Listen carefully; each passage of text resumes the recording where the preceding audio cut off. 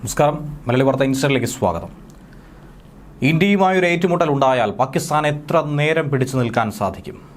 എത്ര മണിക്കൂർ പടക്കളത്തിൽ യുദ്ധം നയിക്കാൻ സാധിക്കും? വളരെ രഹസ്യമായ ഒരു റിപ്പോർട്ട്, പാകിസ്ഥാൻ്റെ ആയുധ ക്ഷാമത്തെക്കുറിച്ചുള്ള ഒരു റിപ്പോർട്ട് അതിപ്പോൾ പുറത്തു വന്നിരിക്കുകയാണ്. ഈ വീരവാദം മുഴക്കിയതൊക്കെ തന്നെ പാകിസ്ഥാൻ പേടിച്ചരണ്ടുകൊണ്ടാണെന്നുള്ള വ്യക്തമായ തെളിവാണ് ലഭിക്കുന്നത്. 4 ദിവസത്തിനപ്പുറത്തേക്ക് യുദ്ധം ചെയ്യാൻ പോയിട്ട് എഴുന്നേറ്റ് നിവർന്നു നിൽക്കാൻ പോലും കഴിയാത്ത അവസ്ഥയിലേക്കാണ് പാകിസ്ഥാൻ മാറിക്കൊണ്ടിരിക്കുന്നത്. കടുത്ത ക്ഷാമം അതൊക്കെ തന്നെ പാകിസ്ഥാനെ വല്ലാതെ വലയ്ക്കുന്നു. മറുഭാഗത്ത് സൈനികർ വിരമിച്ചു പോകേണ്ട ഒരു സാഹചര്യം ഉണ്ടാകുന്നു. ഉറക്കം നഷ്ടപ്പെട്ടുകൊണ്ടാണ് പാകിസ്ഥാനിലെ പ്രതിരോധ ഉദ്യോഗസ്ഥർ പല രീതിയിലുള്ള നീക്കങ്ങൾ നടത്തിക്കൊണ്ടിരിക്കുന്നത്. പഹൽഗാം ഭീകരാക്രമണത്തിന് പിന്നിൽ പ്രവർത്തിച്ച പാകിസ്ഥാന് അതിശക്തമായ തിരിച്ചടി അത് സൈനിക തലത്തിലും നയതന്ത്ര തലത്തിലും ഇന്ത്യ നൽകാൻ തീരുമാനിച്ചു കഴിഞ്ഞു. അതിൻ്റെ ആദ്യ ഡോസ് ഇതിനോടകം തന്നെ ആരംഭിച്ചിരിക്കുകയാണ്. എങ്ങനെ, എവിടെ, എപ്പോൾ, ഏത് രീതിയിൽ അടിക്കണമെന്നുള്ള കാര്യത്തിൻ്റെ വ്യാപ്തി അത് പൂർണ്ണമായും സേനാ വിഭാഗങ്ങൾക്ക് തീരുമാനിക്കാനുള്ള പൂർണ്ണ സ്വാതന്ത്ര്യം നൽകുന്നുവെന്നാണ് പ്രധാനമന്ത്രി നരേന്ദ്രമോദി പറഞ്ഞത്. എന്നാൽ യുദ്ധമുണ്ടായാൽ എങ്ങനെയാണ് പാകിസ്ഥാൻ മുന്നോട്ട് പോകുന്നത്? എത്ര ദിവസം പാകിസ്ഥാന് പിടിച്ചു നിൽക്കാനായി കഴിയും? ഇന്ത്യയെ നേരിടാനുള്ള കരുത്ത് പാകിസ്ഥാനുണ്ടോ? ആ ചോദ്യങ്ങൾക്കൊക്കെയുള്ള ഉത്തരമാണ് പുറത്തു വരുന്നത്. അതായത് കേവലം 4 ദിവസം മാത്രമാണ് പാകിസ്ഥാൻ സൈന്യത്തിൻ്റെ യുദ്ധശേഷിയെന്നാണ് ഏറ്റവും ഒടുവിൽ പുറത്തു വന്ന റിപ്പോർട്ടുകൾ സൂചിപ്പിക്കുന്നത്. കാരണം വെടിക്കോപ്പുകളുടെയും പീരങ്കികളുടെയും കടുത്ത ക്ഷാമം അനുഭവിക്കുകയാണ് പാകിസ്ഥാൻ പട്ടാളം. പാകിസ്ഥാൻ പട്ടാളത്തിൻ്റെ ഏറ്റവും വലിയ വെല്ലുവിളിയും ഇതുതന്നെയാണ്. പാകിസ്ഥാൻ സൈന്യം നിർണായകമായ സൈനിക ഉപകരണങ്ങളുടെ ക്ഷാമം നേരിട്ടുകൊണ്ടിരിക്കുന്നതുകൊണ്ട് അവരുടെ യുദ്ധശേഷി 4 ദിവസത്തിനപ്പുറത്തേക്ക് കടക്കില്ല എന്നാണ് ANI പുറത്തുവിട്ടിരിക്കുന്ന റിപ്പോർട്ടിൽ സൂചിപ്പിക്കുന്നത്. ഉക്രൈനും ഇസ്രയേലുമായി ഈ അടുത്ത് നടത്തിയ ഒരു ആയുധ കരാറാണ് പാകിസ്ഥാൻ സൈന്യത്തിൽ ആയുധങ്ങളുടെ ദൗർലഭ്യത്തിന് കാരണമായി മാറിയിരിക്കുന്നതെന്നാണ് മനസ്സിലാക്കാൻ കഴിയുന്നത്. യുദ്ധം കൊടുമ്പിടി കൊണ്ടിരിക്കുന്ന ഉക്രൈനും ഇസ്രയേലും തമ്മിൽ ആയുധങ്ങൾ അത്യാവശ്യമാകുന്നതുകൊണ്ട് പാകിസ്ഥാൻ സൈന്യത്തിന് വെടിക്കോപ്പുകൾ വിതരണം ചെയ്യുന്ന പാകിസ്ഥാൻ ഓർഡിനൻസ് ഫാക്ടറി ആവശ്യത്തിനനുസരിച്ചുള്ള ആയുധങ്ങളും വെടിക്കോപ്പുകളും എത്തിക്കാൻ പെടാപ്പാടുപെടുകയാണ്. ദൗർലഭ്യം വളരെയധികം തന്നെ പാകിസ്ഥാൻ സൈന്യം അതുകൊണ്ട് നേരിട്ടുകൊണ്ടിരിക്കുന്നു.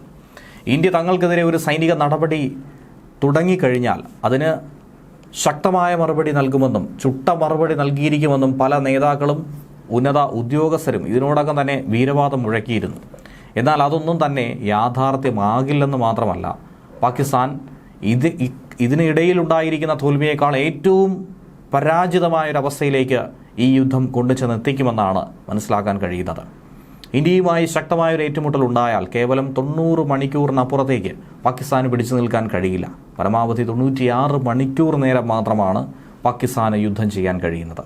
യുദ്ധം പൊട്ടി പുറപ്പെട്ടാൽ ആയുധ സംഭരണശാലകൾ ക്ഷാമം നേരിടുന്നതോടുകൂടി അധിക നേരം മുന്നോട്ട് നിൽക്കാൻ കഴിയില്ല. M109 ഹോവിസ്റ്ററുകൾക്ക് ആവശ്യമായിട്ടുള്ള 155mm ഷെല്ലുകളും BM-21 സിസ്റ്റങ്ങൾക്ക് ആവശ്യമായിട്ടുള്ള 122mm റോക്കറ്റുകളോ ഒന്നും തന്നെ ഇല്ലാത്ത അവസ്ഥ. ഏപ്രിലിൽ 155mm പീരങ്കി ഷെല്ലുകൾക്ക് വലിയൊരു ബൾക്ക് ഓർഡർ ഉക്രൈനിലേക്ക് ലഭിച്ചിരുന്നു. ഉക്രൈനിലേക്ക് അതൊക്കെ അയച്ചതുകൊണ്ട് തന്നെ സ്റ്റോക്ക് വലിയ തോതിൽ തന്നെ കുറഞ്ഞുപോയി എന്നാണ് പാകിസ്ഥാൻ പറയുന്നത്.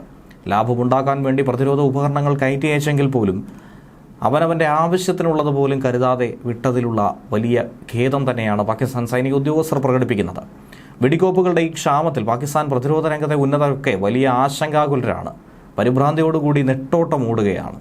മെയ് 2-ാം തീയതി നടന്ന സ്പെഷ്യൽ കോപ്സ് കമാൻഡർമാരുടെ സമ്മേളനത്തിലാണ് ഉദ്യോഗസ്ഥർ ഈ വിഷയത്തെക്കുറിച്ചുള്ള സൂചനകൾ ആദ്യം പുറത്തുവിട്ടത്.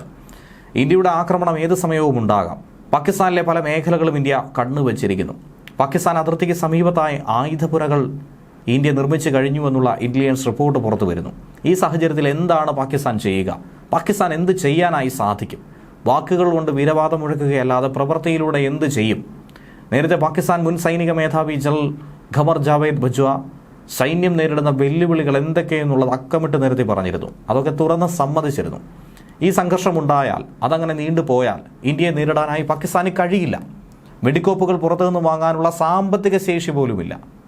ജനങ്ങൾ തന്നെ പട്ടിണിയിലാണ്. അപ്പോഴാണ് യുദ്ധത്തിനുള്ള സാധന സാമഗ്രികൾ പുറത്തുനിന്നും വാങ്ങുന്നത് പോലും. ഇങ്ങനൊരു വലിയ വെല്ലുവിളി തന്നെയാണ് പാകിസ്ഥാൻ നേരിടുന്നത്.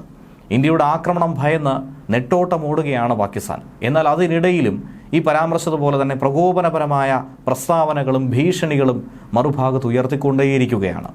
സിന്ധു നദിയിലെ വെള്ളം വഴിതിരിച്ചു വിടാൻ വേണ്ടി ഇന്ത്യ ഏതു തരം നിർമ്മിതി ഉണ്ടാക്കിയാലും അതിനെ തകർക്കുമെന്നാണ് പാകിസ്ഥാൻ പ്രതിരോധ മന്ത്രി ഭീഷണി മുഴക്കുന്നത്.